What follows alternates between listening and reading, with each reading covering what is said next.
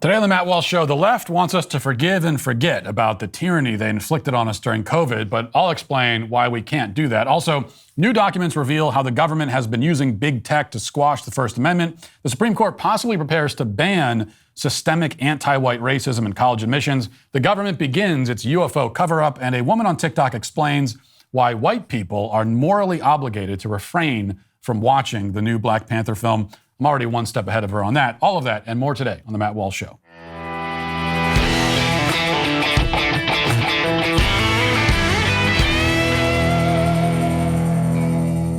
Holiday season is rapidly approaching, and if there's one thing I love more than spending the holidays with my family, it's spending the holidays with my family while eating delicious meat from Good Ranchers. Not only is Good Ranchers meat superior in quality, but also it's incredibly cost efficient as well. While grocery store meat prices are on the rise, Good Ranchers is dedicated to helping you save as much as possible. So if you subscribe to Good Ranchers today, you can lock in your price and avoid those insanely high prices at the grocery store. Plus, as a special gift for my listeners this holiday season, Good Ranchers is giving away 2 Black Angus New York strip steaks free with your order. There are 2 12-ounce steakhouse quality cuts, a $70 value. You get it for free. You don't want to miss out on that. Black Angus tastes better and is more tender than other beef. That's attributed to the meat's marbling. In marbled meat, the fat is distributed thinly and evenly, which is why you get that consistent flavor. Plus, the Black Angus from Good Ranchers is hand-cut and trimmed by expert butchers, so you know every piece is going to be exquisite. So go to goodranchers.com/Walsh. Use code Walsh at checkout for this special offer. That's goodranchers.com/Walsh for 2 Black Angus New York strip steaks free with your order. Good Ranchers, American meat delivered. You know, I have to say, this article in The Atlantic is a little bit bewildering to read. I'm used to seeing the left silence, censor, defame, threaten, blackmail their opponents. These are all tactics that we've grown familiar with. But asking for forgiveness, now that is a unique strategy. Though you don't have to read very far to discover that this is not a humble, self-aware apology. Rather, the case is made that we should forgive and forget while skipping over the apology and the accountability steps entirely. It is a demand for amnesty. As it's called, the author of the viral article, Emily Oster, urges exactly that in the headline. The headline is, in this article which has gone viral, "Let's declare a pandemic amnesty. We need to forgive one another for what we did and said when we were in the dark about COVID." She begins, "In April 2020, with nothing else to do, my family took an enormous number of hikes. We all wore cloth masks that I made myself. We had a family hand signal, which the person in the front would use if someone was approaching on the trail, and we needed to put our masks on. Once, when another child got too close to my then 4-year-old son on a bridge, he yelled out, 'Social distancing.' These precautions were totally misguided. In April 2020, no one got the coronavirus from passing somebody else hiking. Outdoor transmission was vanishingly rare. Our cloth masks made out of old bandanas wouldn't have done anything anyway. But the thing is, we didn't know." Yes, but we did know, Emily. There are a few things about COVID that we knew virtually from the very first moment. One is that there is not a high risk of transmission outside. The other is that the virus particles are much smaller than the pores on a cloth mask. And we knew both of those things because that's what the data showed, and also because they were a matter of basic common sense. But there's more to say here. We'll allow Emily to flesh out her case, though. She continues, "I've been reflecting on this lack of knowledge thanks to a class I'm co-teaching at Brown University on COVID. We spent several lectures reliving the first years of the pandemic, discussing the many important choices we had to make under conditions of tremendous uncertainty. Some of these choices turned out better than others. To take an example close to my own work, there is an emerging, if not universal, consensus that schools in the U.S. were closed for too long. The health risks of in-school spread were relatively low, whereas the costs to students' well-being and educational progress were high. The latest figures on learning loss are alarming. But in spring and summer 2020, we had only glimmers of information. Reasonable people who cared about children and teachers, advocated on both sides of the reopening debate. Another example, when the vaccines came out, we lacked definitive data on the relative efficacies of the Johnson & Johnson shot versus the mRNA options from Pfizer and Moderna. The mRNA vaccines have won out, but at the time, many people in public health were either neutral or expressed a J&J preference. This misstep wasn't nefarious. It was the result of uncertainty." Now, she continually retreats behind this uncertainty line, painting the 2 years of COVID tyranny as a simple misunderstanding driven by well-meaning, benevolent actors who were just doing their best. She says, quote, most errors were made by people who were working in earnest for the good of society. Given the amount of uncertainty, almost every position was taken on every topic. And on every topic, someone was eventually proved right, and someone else was proved wrong. In some instances, the right people were right for the wrong reasons. In other instances, they had a prescient understanding of the available information. The people who got it right for whatever reason may want to gloat. Those who got it wrong for whatever reason may feel defensive and retrench into a position that doesn't accord with the facts. All of this gloating and defensiveness continues to gobble up a lot of social energy and to drive the culture wars, especially on the internet. These discussions are heated, unpleasant, and ultimately unproductive. In the face of so much uncertainty, getting something right had a hefty element of luck. And similarly, getting something wrong wasn't a moral failing. Treating pandemic choices as a scorecard on which some people racked up more points than others is preventing us from moving forward. Yes, moving forward is the aim, she says. We must pick up the pieces and move on together, united and happy, into the sunset. That's how she wraps the piece up. She says, moving on is crucial now because the pandemic created many problems that we still need to solve. Student test scores have shown historical declines, more so in math than in reading, and more so for students who were disadvantaged at the start. We need to collect data, experiment, and invest. Is high-dosage tutoring more or less cost-effective than extended school years? Why have some states recovered faster than others? We should focus on questions like these because answering them is how we will help our children recover. The standard saying is that those who forget history are doomed to repeat it, but dwelling on the mistakes of history can lead to a repetitive doom loop as well. Let's acknowledge that we made complicated choices in the face of deep uncertainty and then try to work together to build back and move forward. Build back better, some might even say. So Emily is echoing here an increasingly popular sentiment on the left. They know they can't defend their response to COVID on the merits. They know that even the people who were most compliant and obedient during the COVID years have now woken up from their stupors and are looking back on all of it the way that a guy with a hangover might look back on the previous night spent binge drinking. Except that they were binging on fear and panic, and now the well has dried up and they can see clearly what they couldn't see before. Now, the left assumed, and on this I agreed with them, and I assumed too, that even after the mandates went away, many people would continue wearing the masks and keeping up with the social distancing routine and living in a state of reflexive COVID panic perpetually, forever, maybe. I thought that would happen. I was afraid that would happen. That's not what happened. The mandates were dropped, and almost every person dropped the masks with them. Most people aren't going in for booster shots. I've traveled all over the country over the past year, just as I was traveling all over the country at the height of the COVID panic. And I can tell you that even in the most liberal areas, the mask wearers are now weirdos. They're outliers.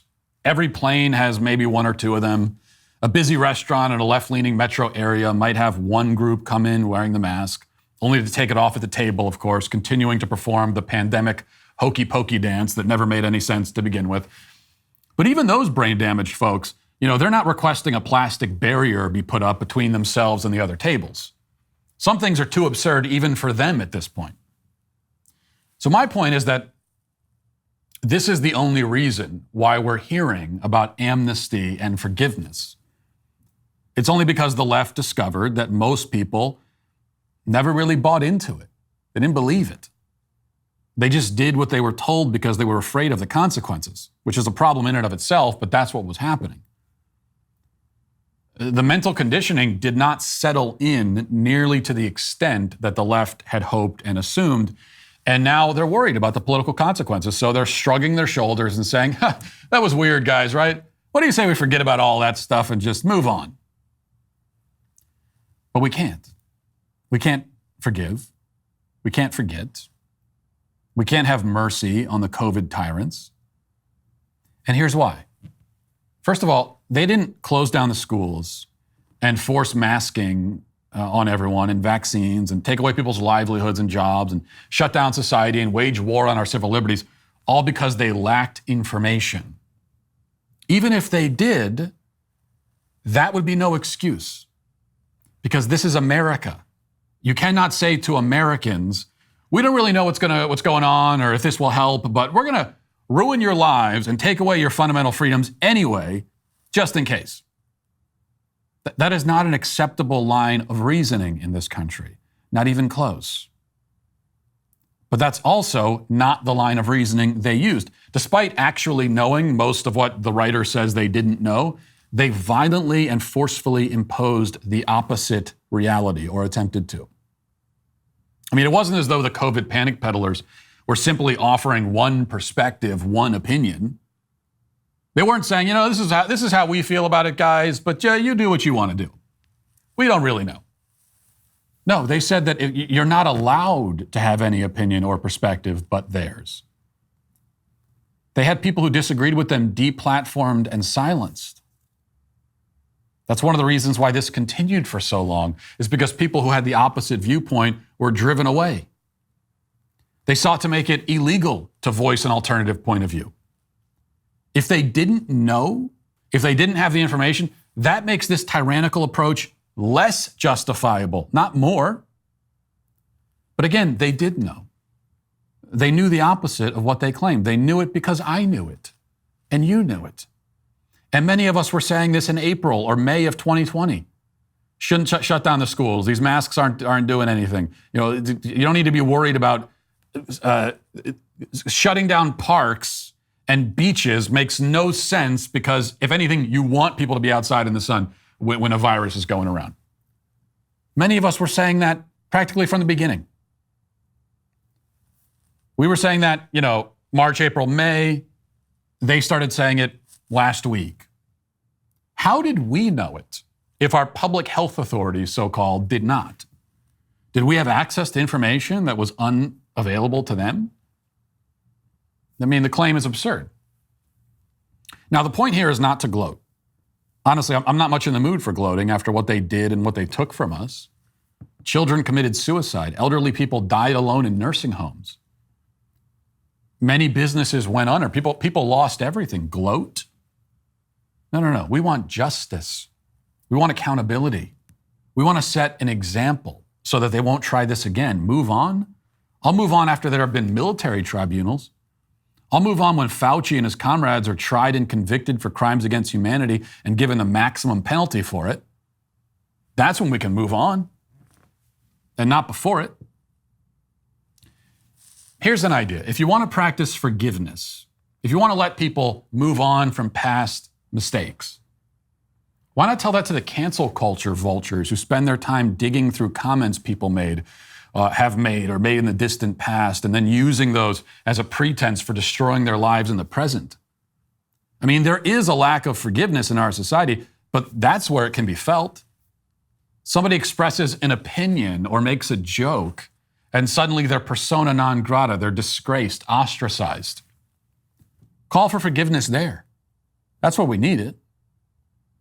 But the tyrants who took advantage of a virus and used it as an opportunity to seize control and wield power, no, they don't deserve to be forgiven. They deserve to be punished. And that's what we should do. Now let's get to our 5 headlines.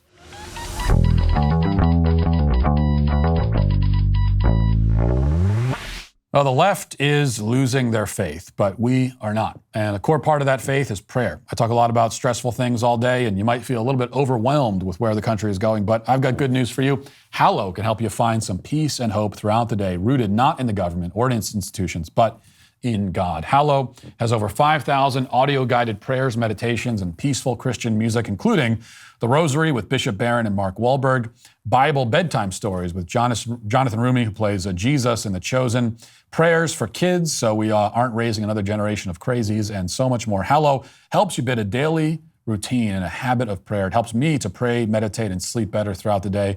And well, not sleeping throughout the day. I don't sleep I don't even sleep at night most of the time. Anyway, it's a huge part of my daily routine. Get an exclusive 3-month trial at hallow.com/Matt Walsh. That's hallow.com/Matt Walsh. Reclaim your peace in this crazy world. Make sure that you download Hallow today. All right, so hopefully you had a good Halloween. My kids enjoyed trick-or-treating last night. They enjoyed it even though nobody understood their costumes. My kids are the weird ones who always choose these obscure costumes on Halloween. At least my older two do. So they They never liked. They're never superheroes or Disney characters or whatever. This year, the twins went as characters from Jurassic World, which is the reboot Jurassic Park franchise. So they went as reboot Jurassic Park characters, and I tried to tell them that like no one is going to know who you are. You're just wearing a vest. No one's going to know where that's from. The costume's way too specific. You know, at Halloween, so I've been telling them for 9 years. Halloween, you play the hits, okay? You stick with the classics. That's what you do on Halloween. But it doesn't sink in. So every year my kids are like, I want to go as a car salesman. Just, what? You could be a werewolf or Spider-Man or something. The other thing that's guaranteed to happen on Halloween, if you have a toddler, is that, and this is just every single year, there's going to be a last-minute wardrobe change, or else she'll refuse out of nowhere to wear any costume at all without any explanation. Just like super excited about a costume, and then the night comes, I don't want to wear that. No explanation at all. Can't reason it out. Can't tell you why. So our toddler was supposed to be the Little Mermaid for Halloween and was very excited about it. And then at the last minute said she didn't want to be a Little Mermaid anymore. Maybe because she knows that the Little Mermaid is black now and she doesn't want to culturally appropriate. That could be it. So I tried to be sensitive to it. And she decided she wanted to be a dinosaur, I guess in keeping with the Jurassic World theme. And my wife had a dinosaur costume just on hand to give her because my wife is prepared for all holiday-related emergencies. And she was prepared for that one. So we went out and it was good. It rained. It started raining, and the kids at a certain point were just like, they wanted to stop. And my wife was the one pushing everyone to keep going. She's like, no, we'll just do a couple more houses. And it's pouring rain, and all the kids are complaining, and I'm complaining now. It's my wife.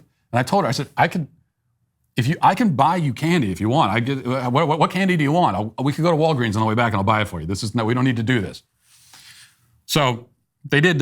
They made out pretty well, and I did explain to my kids before they went to bed, because they had their haul in their bags, and I explained to them this really interesting scientific phenomenon where bags of candy they'll kind of settle and condense overnight, so that in the morning they'll be much lighter, and there will appear to be less candy than there was when they went to bed. It's a very interesting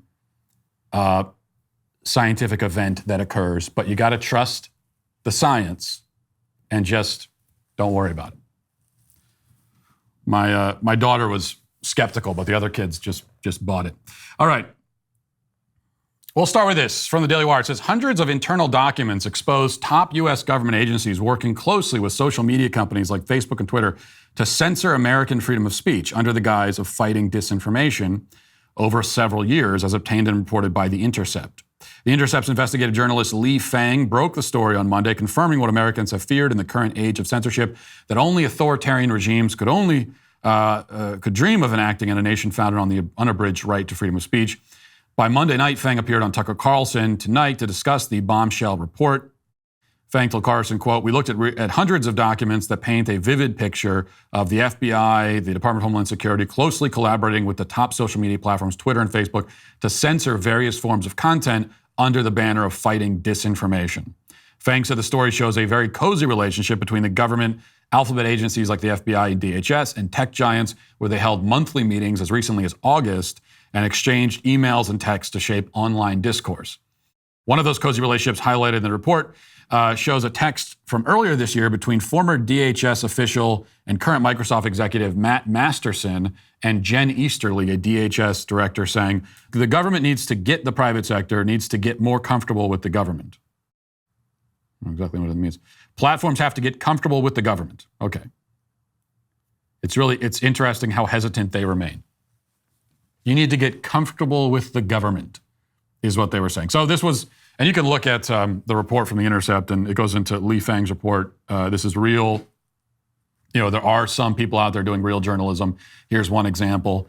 And what it shows is this end run that the government was performing to get around the First Amendment, and just going right to the big tech companies and saying, you need to get comfortable with us, and we're going to be policing disinformation.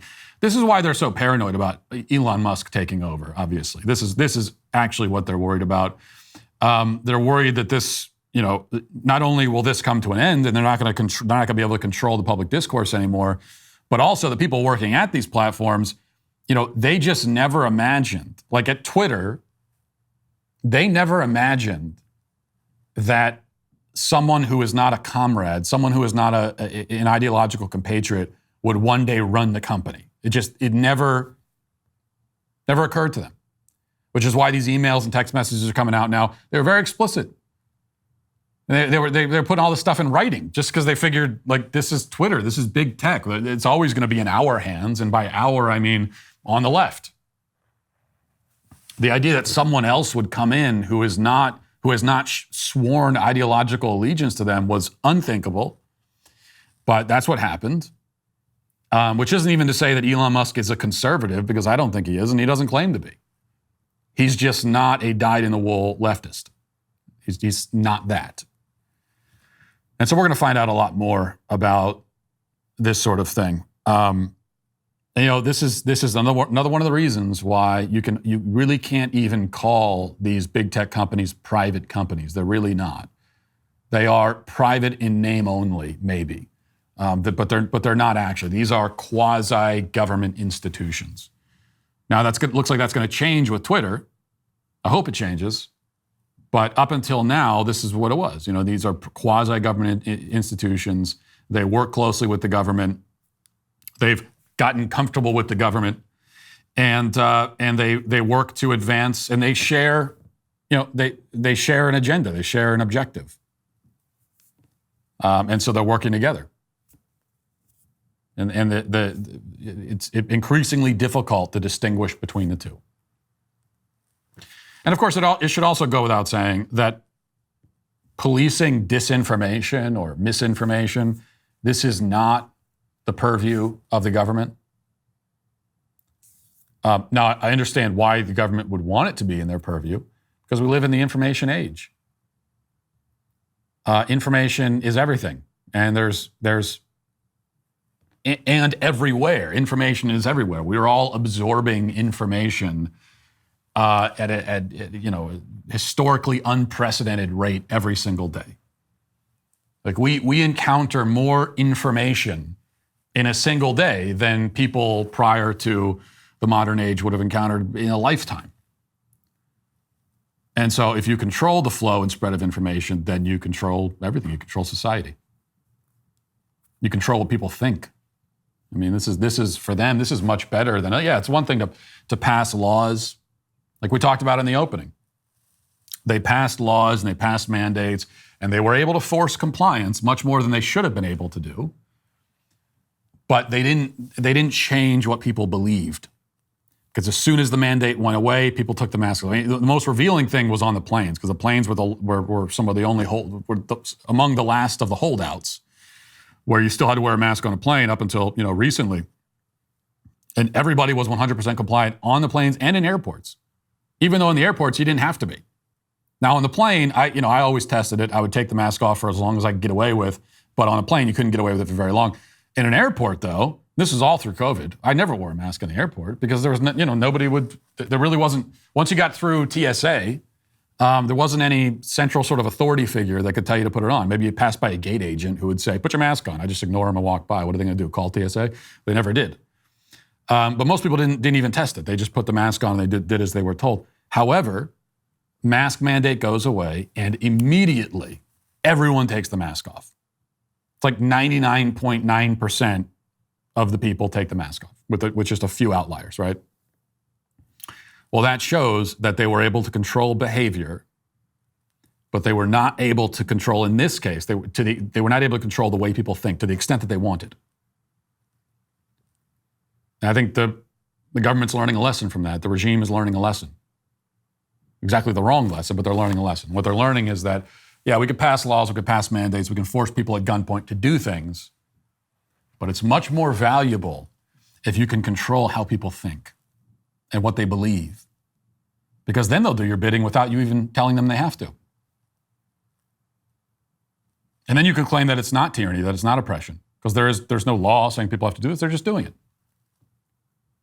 but they're doing it because you've manipulated them at the deepest level. And that's what this is all about, obviously. All right, NBC has this report. It says, conservative Supreme Court justices indicated on Monday that they are willing to end the explicit consideration of race in college admissions as they weigh cases challenging affirmative action policies at the University of North Carolina and Harvard University. Members of the court's conservative majority questioned the legal rationale for allowing the practice and probed to what extent colleges and universities could enact new race-neutral admissions policies aimed at improving racial diversity. Some justices, however, indicated that they would be willing to allow applicants to discuss their racial identities in some form as part of essays touching upon their experiences, such as examples of overcoming discrimination. Liberal justices who were in the minority defended the use of race in admissions, citing the importance of diversity on campus and the difficulty of achieving it without any consideration of race.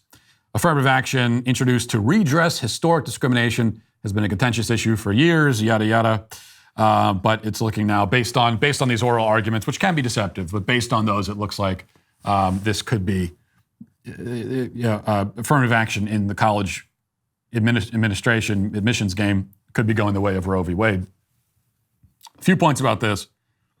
First, obviously, you cannot prevent or heal racial discrimination by committing it. The most you can do is swap one type for another. That's the most you could possibly do. So it's just like if you're worried about, to use a fishing analogy, if you're worried about an invasive predatory species of fish in an ecosystem, and so in order to address that problem, you release a different invasive predatory fish into the ecosystem to eat that one. Well, now you've just swapped out one invasive species for another. You haven't gotten rid of the problem. You've just created a different problem to take its place. Now you might say that, well, this other fish is, if we have to have one, we'd rather have this other predatory invasive species. But that is what the argument you're making. You're not getting rid of it. You're replacing it with a different version that you find to be less threatening. But then, in reality, of course, what's most likely going to happen is that you don't just replace one species with another. Now you end up with both, actually. That's probably what's going to happen. And that's what they're trying to do here. Let's get rid of the systemic racism against racial minorities by replacing it with a mandatory systemic racism against white people. And here's the other thing. If it worked, okay, if the plan actually worked to institute racial discrimination against whites in order to prevent racial discrimination or to get rid of racial discrimination against blacks, then it shouldn't be needed anymore. Affirmative action policies have been in place for decades. So even by their own logic, let's just say that, there's systemic racism in the university system, and so they needed to put these affirmative action policies in place to get rid of it. Okay, well, it's been decades now. If you're telling me that it's still needed, that would seem to indicate that it's not working to solve the problem that you're trying to solve. But this is the built-in advantage of the systemic racism theory. It's unfalsifiable, which means that it is false. That's the thing about an unfalsifiable theory. An unfalsifiable theory, they're always false, they're always illegitimate, because if there's nothing that could happen, if there's no evidence that could possibly be presented that would prove your theory false, that means that your theory exists independent of the evidence, which means it is a bad theory. If your theory is based on the evidence that you have available, then you should be able to tell us what sort of evidence could be presented that would make you go, okay, well, I'm wrong about this, or the facts have changed and this is no longer the case anymore. For systemic racism, the purveyors of this theory have made it clear that nothing can ever happen that will prove to them that it doesn't exist. It's impossible to solve the problem. So you can have affirmative action for 40 or 50 years. You can elect a black president. You can have all these different policies putting minorities into positions of leadership. You can have racial minorities running many of the major cities all across the country. You can do all of this and much more. And it's done, according to them, absolutely nothing to solve the problem. The problem still exists. In fact, if anything, it's worse now than it's ever been if you listen to them. So that means either that the entire theory is bunk, unfalsifiable, exists apart from the evidence, or that what they're doing just isn't working. Or a combination of the two. And there's also this basic idea that diversity is desirable for its own sake, because that's what the liberal justices are really saying. So they're not even so much saying that we still have this embedded anti-black systemic racism in the university system. Now, they might think that, but they're not. That's not really the argument. The argument is just that we need to have racial diversity. It's good for its own sake. And the only way to get it is to give racial minorities an embedded advantage and to disadvantage white applicants and also Asian applicants. Justice Thomas, he tried to strike at this idea in his line of questioning. I thought that this was pretty good. Listen to this. I've heard the word diversity quite a few times, and I don't have a clue what it means. It seems to mean everything for everyone. And I'd like you first, you did give some examples in your opening remarks, but I'd like you to give us a specific definition of diversity in the context of the University of North Carolina. And I'd also like you to give us a clear idea of exactly what the educational benefits of diversity at the University of North Carolina would be. Yes, Your Honor. So first, we define diversity the way this court has in its court's precedents, which means a broadly diverse set of criteria that extends to all different backgrounds and perspectives and not solely limited to race. And there's a factual finding in this record, PEDAP 113, that there are many different diversity factors that are considered as a greater factor in our admissions process than race. Diversity of, they always throw that in there. Well, we also take into account diversity of perspectives. Yeah, you take it into account so that you can exclude it, because that's the last thing that you want on the college campus. On the modern college campus, that's the last thing they want, is a diversity of perspectives. But that is, I don't think diversity for its own sake should ever be just the objective. It should always be a byproduct. So in the case of college admissions, the objective is to admit as many qualified applicants as you can, and to do so on the basis of merit, to admit the most qualified applicants.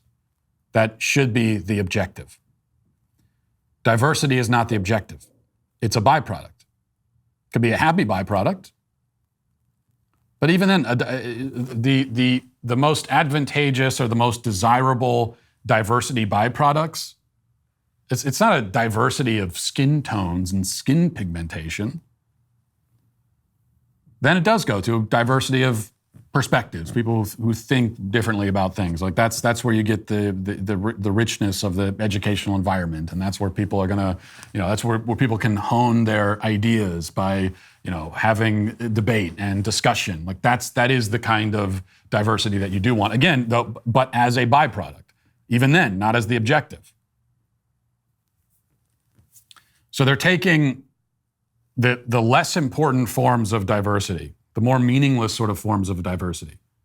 Having a room full of people that all have different shades and skin tones, like that's, and they're not only making that the most important form of diversity, but they're making that the objective rather than the byproduct, which is what it's supposed to be. Speaking of diversity hires, Al Sharpton apparently still exists and has a show on MSNBC. Listen to him here. Well, he's supposed to be interviewing Kathy Hochul of the governor of New York. who herself is essentially a diversity hire as well. She has never been elected to anything, by the way. She's never been elected to anything. She's just been riding coattails all the way up to the top, all the way up to the governor mansion. But this is supposed to be an interview, questioning her. But really, this is him coaching her and giving her some talking points. Listen to this. I don't think anyone has been stronger in many states on dealing with gun control and working with communities. I remember when you were lieutenant governor, you used to show up everywhere with the anti-crime folks. So, I mean, is this just a distorted way of campaigning? I mean, what do you read into this? Reverend Al, these are master manipulators. They have this conspiracy going all across America to try and convince people that in democratic states they're not as safe. Well, guess what? They're also not only election deniers, they're data deniers. The data shows that shootings and murders are down in our state by 15%, even in New York City, down 20% on Long Island, where Lee Zeldin comes from. And it's the Republican states where they have almost no restrictions on guns. Because of the abundance of guns, people are killing each other with more frequency. The safer places are the Democratic states. First of all, words have meaning. I have to continually insist. I have to insist on this, that words have meaning, and the word conspiracy has a meaning. Okay, and so saying, even if you're wrong, saying that blue Democrat-run cities are not safe, that's not a conspiracy theory. That's just a claim about reality. Whether you're right or wrong, it's a claim. It's not a conspiracy theory. Now, you could go further and theorize about some conspiracies that are happening there, which are not really theories at all. For example, George Soros pouring money into these races to elect DAs who will not enforce the law, sowing chaos and anarchy into our system and into our communities. And yeah, I suppose you could call that a conspiracy in effect, but it's not a theory. It's like it is actually happening. So that's the first thing. And also the way that they switch between state and city, red states are more dangerous. Well, if a red state is dangerous, it's because of the blue cities within the red states. Those are always going to be the most dangerous areas. And that, again, is not a theory. Yeah, go ahead and look at the data. Look at the data in New York. Okay, if you want data, you want to be data driven here. Look at crime and violence in New York City under Rudy Giuliani in the early 2000s, and then compare that to crime and violence now. Ever since far left Democrats took over, starting with de Blasio and on forward. If you really want the data, that's what you should be looking at. All right, this is from, I got to mention this. This is from the Military Times. It says, Pentagon attributes UFO sightings to spies and airborne trash. That's no way to speak about aliens. Intelligence officials are set to deliver Congress a new report today, and this was yesterday, so they already delivered it, I guess, on unexplained aerial phenomenon, better known as UFOs. The document from the Office of the Director of National Intelligence will provide an update to a report the intelligence agency made public in June of 2021, which explored more than 140 incidents of UAP encounters between 2004 and 2021. Despite calls for greater transparency from lawmakers and military leaders, it's not yet clear which contents of the coming report will be made public. While it could offer more detailed explanations into the surge of recent sightings, Defense Department officials are downplaying theories of alien invasions and emphasizing ordinary objects that they say are more likely to blame. Military officials told the New York Times that most resolved UFO cases can be attributed to foreign spies or airborne trash. Okay, I want to know about the airborne trash. So there's trash in the sky speeding along at the speed of sound, changing directions mid-flight. Where's this trash coming from? Is it trash that the aliens have thrown out of their UFOs?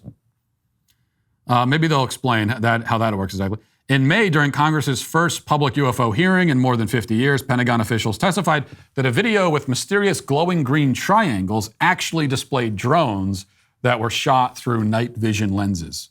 Sure. In another video referred to as Go Fast, an unknown object appeared to move at incredible speed. Military officials later debunked the video as an illusion created by the angle of observation against water. Oh, come on. So where's the trash part of it? Are they going to even explain in this article how trash could...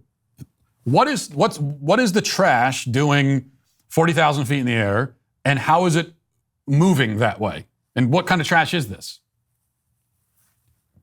Are these plastic straws? Has the plastic straw problem gotten that bad that now they're whizzing through the sky too? Skimming ahead. No, they don't revisit that. They don't revisit it in the article. They never explain. They just, it's probably airborne trash. What do you mean airborne trash? Yeah, just trash. Just sometimes you bring your garbage cans out to the curb, and then you come out in the morning and they're gone, and you think that like the trash man took them away. But like sometimes they'll fly up into the sky and freak out Navy pilots. It happens sometimes, I guess. This is ridiculous. You know what? This makes me more convinced than... You want to talk about conspiracy theories? Okay, here's one. This makes me more convinced than ever that aliens not only are real, which is just a fact, but have been to Earth. Because now there was a moment, I was less convinced back when it seemed that the government was being open about it. And they started talking about it. And they said, yeah, we'll talk about aliens. And then I thought, well, okay, something's not right here. But now they're retrenching again, and they're we've debunked it. Don't worry about it.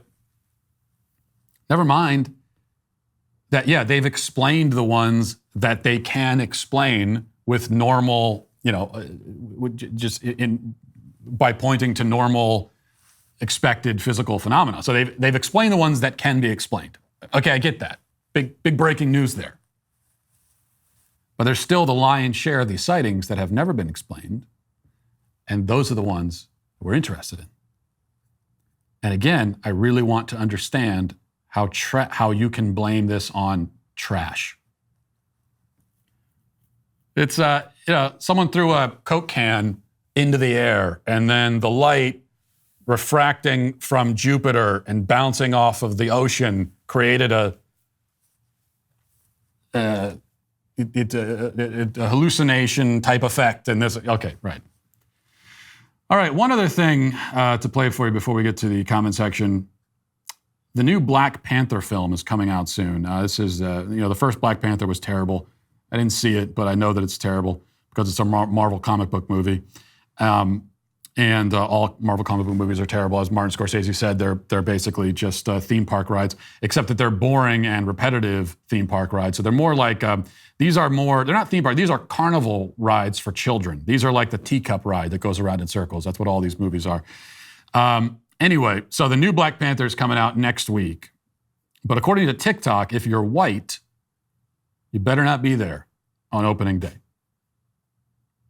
No woman, no cry.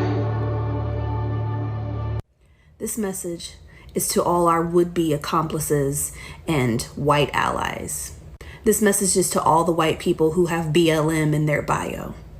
If you really want to prove to black people that you love us and you care about us and you are down for the cause, do not go see that movie opening weekend.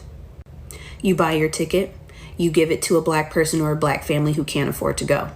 And then you go sit at that theater in front of the doors.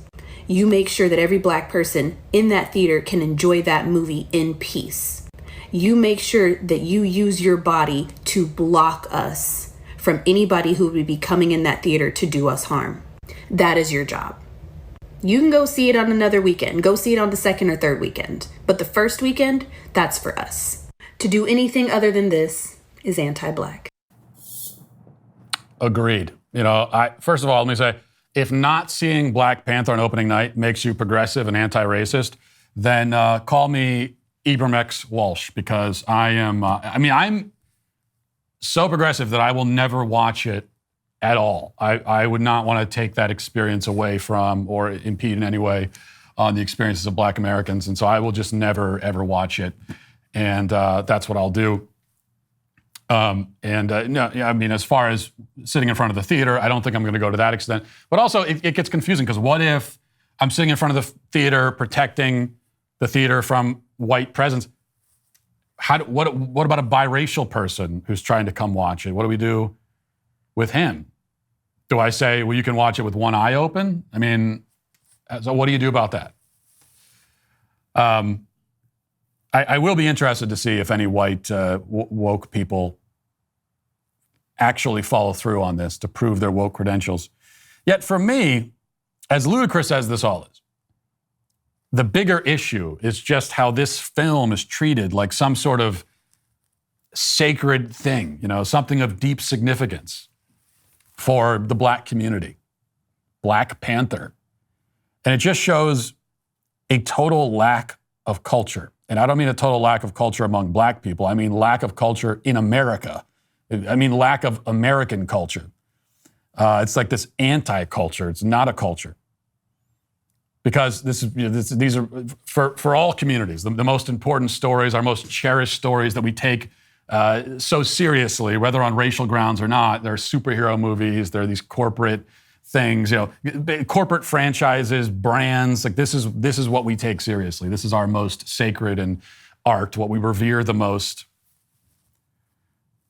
Our art is all a brand, and that is an anti-culture. That's not culture. So that's my takeaway from this. Let's get to the comment section. Do you know their name? They're the Sweet Baby Gang. David says, I disagree with you, Matt. I like to work. I want to work. I find my purpose in my work. If I was on a permanent vacation and a billionaire, I would be downright miserable and life wouldn't be worth living.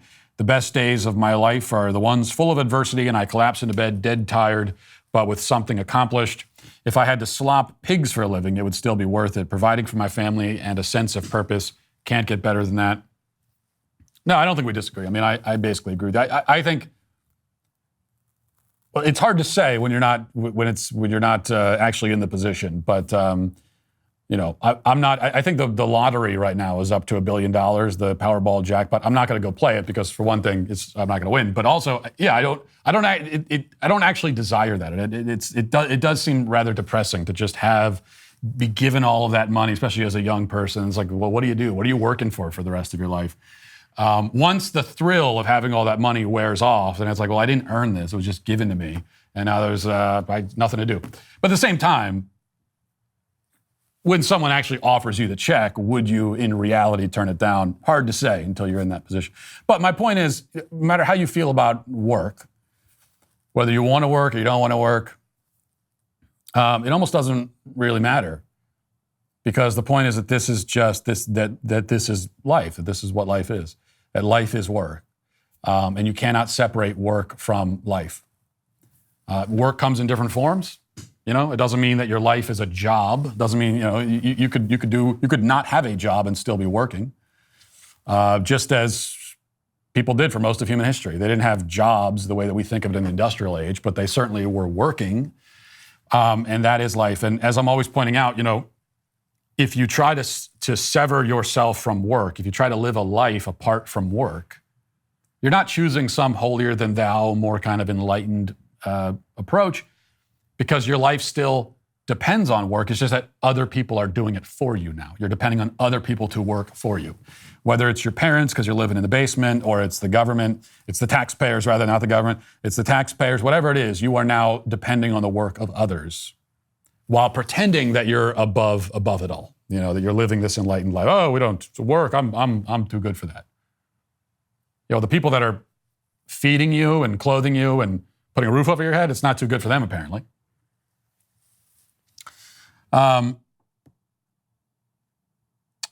Eduardo says, I wish I worked with Matt and I could come into work as a watermelon and sit right across from him for the whole day.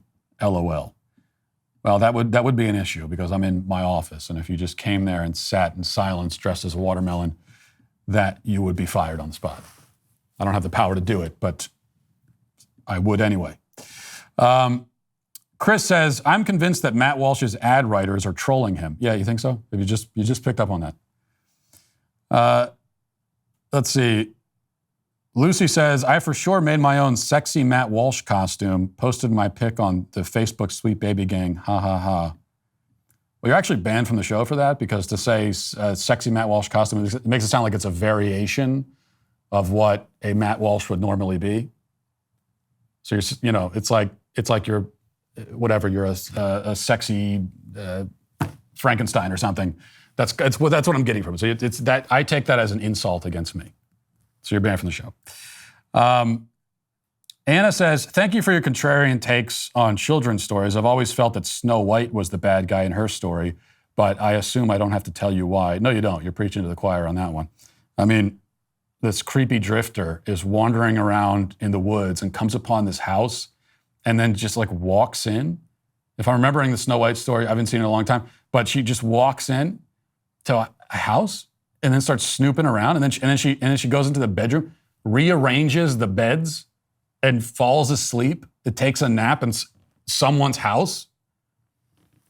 What kind of psychopath breaks into someone's house and takes a nap? You hear about cases like that, like in San Francisco and in cities where homeless heroin addicts will do that.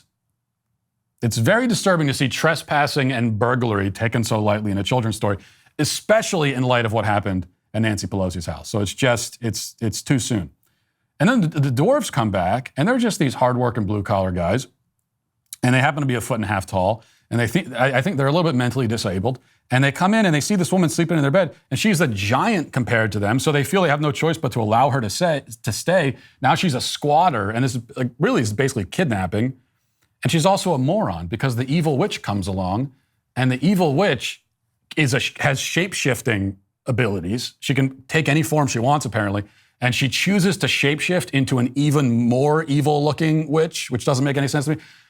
She goes to, well, not Snow White's house, the house that she's taken over, knocks on the window, and is like, has an evil laugh, and just hands her an apple. And Snow White takes it and eats it. Who? Some weird-looking, deformed old woman who literally has an evil laugh, knocks on your window and hands you a fruit basket, and without asking any questions, you just start eating from it? And then she passes out, and the dwarves, for some reason, had a glass coffin the size of Snow White ready to go. So I don't think there are any innocent parties in this story at all. There's a lot of weird things happening. They had this coffin ready to go. They don't even check her to see if she's breathing. They just put her in the coffin, and they're going to bury her. And then the prince comes along. He's introduced to the story. We've never seen this guy before. And because he's just wandering in the woods and everyone's just wandering in the woods coming across this. He walks up to this woman who he thinks is dead and kisses her on the lips. Can you imagine going to a wake of someone you don't know and walking up to the corpse and kissing it? And everyone's looking at you like, who is that guy? Does he even know? And then she wakes up and is supposed to be happily ever after. The whole thing is just bizarre. There's very bizarre stuff. There are no good guys in that story at all. The corporate media agenda means that the news is presented in a biased way. You know it, I know it, we all know it. Thankfully, there's a way to get the most important news of the day without the narrative, and that's by listening to one of the top news podcasts, Morning Wire. New episodes are available every morning, 7 days a week, and they cover stories other media outlets won't touch. And every Sunday until the midterm elections, you can also tune into Election Wire for in-depth coverage, candidate interviews, and much more. It's the most important midterm elections in recent history. And it's not like we say that for every election. This is the most important, and you'll want to be informed. You'll find Morning Wire and Election Wire on DailyWire Plus, Apple Podcasts, Spotify, or wherever you listen to podcasts. Now let's get to our daily cancellation. You know, Jeffrey Marsh is a name that has probably come up in the daily cancellation before. He's a 45-year-old creep who's gained prominence in the groomer community through TikTok videos promoting transgenderism to kids. Now, according to the bio on his website, his videos have received over 1 billion views in total. He goes on to pad his stats in his bio by claiming to be, quote, the first non-binary public figure to appear on national television. Of course, non-binary simply means that he's a dude who wears eyeshadow and women's clothing. And if you believe that Jeffrey Marsh is the first guy to do that on TV, I would like to introduce you to something called the 1980s, where it was quite common. There's nothing bold or pioneering about cross-dressing. In fact, at this point, it's much more unique for a man to appear on television wearing men's clothing. If you really want to be a trendsetter, simply dare to be normal in this society. One other possible note of interest from Marsh's bio, it says, Quote, Jeffrey has studied and taught Zen for over 20 years. Their rigorous training while living as a monk at a Buddhist monastery in California, as chronicled in his book, How to Be You, resulted in Jeffrey receiving the status of precepted facilitator in the Soto Zen tradition of Buddhism. The rank of precepted facilitator is an elite category and marks a Zen practitioner trained to assist anyone towards spiritual growth. So in keeping with his distinctive and individualistic approach to life, Jeffrey Marsh calls himself a Buddhist, just like literally every other liberal white guy in California. And by the way, at the risk of butchering Buddhist teachings, I don't pretend to be an expert on the subject because I don't pretend to be Buddhist, unlike Jeffrey Marsh. But I'm pretty sure that one of the fundamental ideas in Buddhism is that you're supposed to detach yourself from desire. But the LGBT cult totally defines itself by its desires. It teaches that life is best lived in pursuit of what you desire, no matter what your desires might be. This represents, if anything, a kind of anti-Buddhist philosophy, it seems to me. It's like that's the opposite of what Buddhism is. But I'll leave it to the Buddhists to make that case. Today, my concern is one of the most recent videos posted by this non-binary Buddhist Zen cross-dressing groomer monk. In this video, as he has in so many other videos, Marsh attempts to definitively debunk the anti-trans propaganda disseminated by vile transphobes like yours truly, for example. Here it is. Hi, kids. There's no such thing as a boy or a girl, and I can prove it. So gather around the family, the parents, everybody, answer my questions. You either say boys or girls. Who's usually taller? Oh, boys? Okay. But you've met some short boys, right? You've met some tall girls. So usually boys are taller, but not always. Okay. Who likes the color pink? Girls? Okay. But you've met girls who don't like pink. And you met boys who do like pink. So usually girls like pink, but not always. Everything you can think of that makes a boy or makes a girl is usually, but not always. And some of them are not even usually. Where does that leave you? Free. You get to like what you like. You get to be who you are. Maybe you're even like me, and you're not a boy or a girl. Wow. Brilliant. I mean, the great thing about this argument is that I can use it to erase literally anything from existence. For example, most penguins are black and white, but some penguins are albino and have all white feathers. Therefore, penguins don't exist. The average length of a novel is 90,000 words, but some novels are well over 200,000 or even 500,000 words. Therefore, books don't exist. Here's an interesting one. The average IQ of a human being is between 85 and 115. The average IQ of a fruit bat is 2.3. Jeffrey Marsh's IQ is also 2.3. Therefore, human beings don't exist, or fruit bats don't exist, or Jeffrey Marsh is a fruit bat, or perhaps all these things are true. Indeed, we might as well say that fruit bats don't exist and also Jeffrey Marsh is a fruit bat, considering that Jeffrey Marsh is claiming that boys and girls don't exist, while also claiming that a boy who identifies as a girl should be accepted and affirmed as one. He demands that we affirm someone's self-identity as something that, according to him, doesn't exist. This remains one of the many, many self-contradictions in gender ideology. It holds as sacrosanct an individual's identification with or in a particular sex category, while at the same time insisting that the sex categories are mythological. There are no girls, and also that person over there with a penis is one. You must accept him as something that is nothing, or else you have erased him, even though we're the ones who just erased the entire category that he is claiming membership in. There is no way to make sense of this hopeless tangle of contradictions. You can't understand it because it is not meant to be understood. Marsh justifies his erasure of boys and girls by pointing out that some girls are taller than some boys and some boys like the color pink. This is the level of intellectual rigor that we get from the left on this topic. You probably don't need me to explain why this reasoning is flawed, but I will anyway. We speak about height and color preference in terms of averages, okay? In particular, height anyway. We talk about averages especially. The existence of outliers within a category does not throw the existence of the entire category into question. On the contrary, you need the outliers in order to come up with the average. You cannot have an average without the outliers. That's the whole point of the average. But the fact that we can come up with averages within these categories and then compare the categories against each other is a pretty good indication that the categories exist. If we can say anything at all about a category, okay, if we can make any statements, if we can offer any descriptions of any kind, then that means the category exists. The very statement, not all boys are tall, automatically validates and confirms the existence of boys as a category because you're talking about them. If they didn't exist, the statement would be meaningless. It doesn't make any sense to speak descriptively about a group of people who, according to you, are fictional. It would be like if you wanted to prove that leprechauns don't exist, and so you said, not all leprechauns have red hair, some are blonde. Okay, so you're saying they do exist then. I mean, you're describing them. So what we've learned here is that even if you can only speak about a category in terms of rough averages, that doesn't mean the category is illegitimate or non-existent. But in the case of boys and girls, men and women, we can actually speak much more definitively. Marsh claims that there's nothing we can say about men or women that would apply to every member of that group. And that's what's known as begging the question, okay? Not to be confused with raising a question, even though the phrases are often used interchangeably. He is begging the question about sex differences by embedding his conclusion into the premise of his argument, begging the question. He proves, quote unquote, that men and women don't exist by pointing out that there are no definitive facts about them.